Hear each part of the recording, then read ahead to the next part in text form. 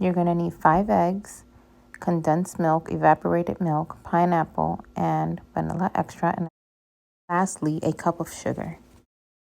Pour the pineapple juice into a measuring cup. Put all the pineapples into a separate bowl. We're going to start with the caramel, which requires the 1 cup of sugar. I place my nonstick pan over medium heat. This is the pan that has not failed me when making caramel. Caramel is very tricky.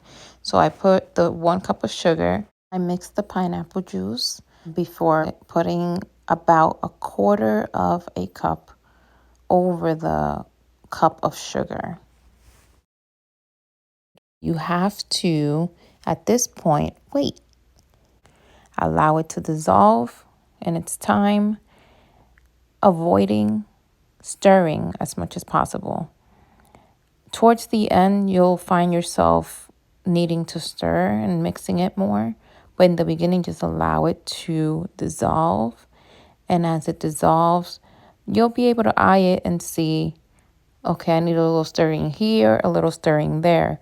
The less you stir, the better.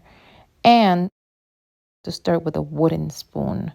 Okay, do not stir with a metal utensil because the sugar will crystallize onto the metal. So make sure you use a wooden spoon or utensil. While the cup of sugar was caramelizing with the 1/4 cup of pineapple juice, I started the process of boiling water in my flanera. If you don't own a stovetop flanera, you can always use the baño de Maria method, which would require you to use the stove at 350 degrees for about 90 minutes or until your toothpick comes out clean.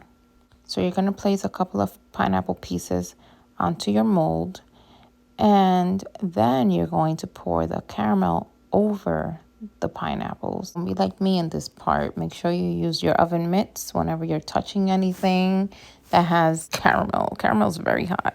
I grabbed my oven mitts and started making sure this is evenly distributed over the pineapples. Now we're going to work on the flan mix, and that requires 3 whole eggs and 2 egg yolks. Make sure you use separate bowl to capture the egg white, and then after you're done capturing the egg white, you pour the egg yolk into your bowl that you're putting the eggs in.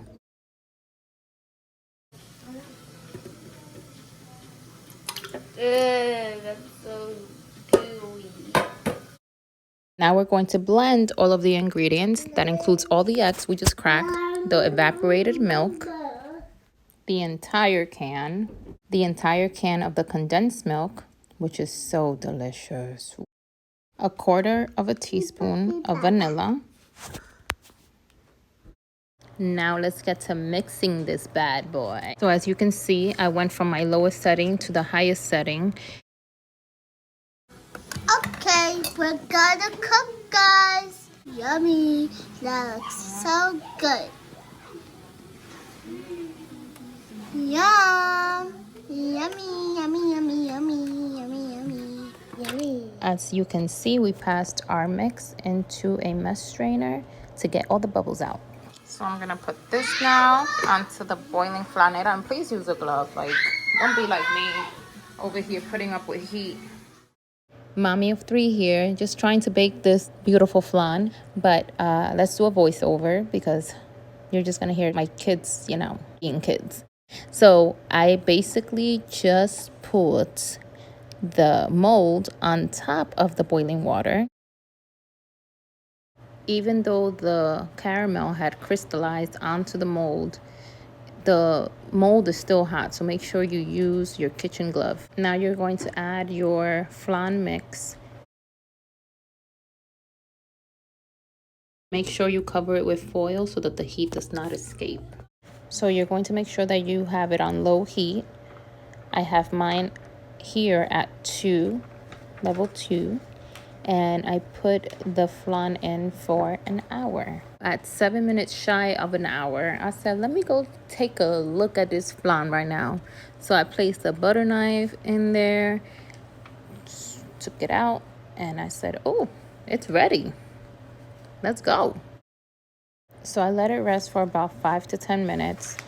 And then I came back and I took the mold out of the flanera in order for the flan to rest at room temperature. Remember, the flanera is holding some steaming hot water. It's not going to cool down fast enough, especially if you have guests coming over. So just make sure that you take that into consideration and you practice safety when taking the mold out of a hot flanera.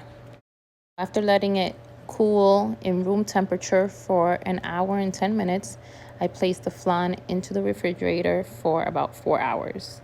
I usually keep my flans in the refrigerator overnight, but since I had guests coming over, I took it out after 4 hours. I didn't get to record myself separating the flan from the mold, but you can basically use a butter knife to go around it, and that should do the trick. Once you finish doing that, you're going to take the plate of choice that you want your flan to be on. You're going to put it on top of the mold, and you're going to make sure that you have it secure, and you're going to flip it. You'll even hear it coming down, the deliciousness going on the plate. To store it back in the fridge, I just covered it with the mold.